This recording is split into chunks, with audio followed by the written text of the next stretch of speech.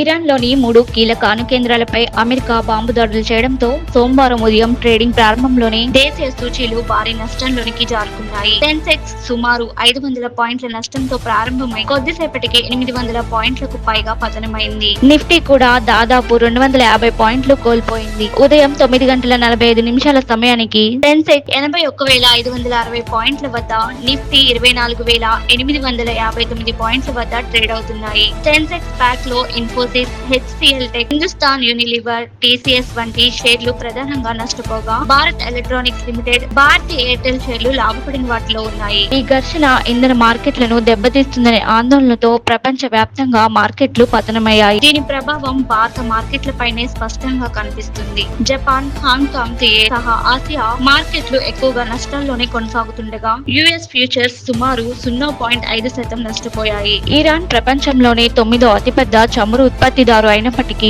ఈ బాంబు దాడుల ప్రభావం మార్కెట్లపై పరిమితంగానే ఉండొచ్చని విశ్లేషకులు అభిప్రాయపడుతున్నారు. ఒకవేళ హార్ముజ్ జలసంధిని మూసివేస్తే అది ఇరాన్ వారి మిత్రదేశమైన చైనాపై ఎక్కువ ప్రభావం చూపుతుంది. మార్కెట్ ఇప్పటికే బయాన్ డిప్స్ వ్యూహానికి అనుకూలంగా ఉంది అని జియోజిత్ ఇన్వెస్ట్మెంట్స్ లిమిటెడ్ కు చెందిన డాక్టర్ వికే విజయ్ కుమార్ తెలిపారు.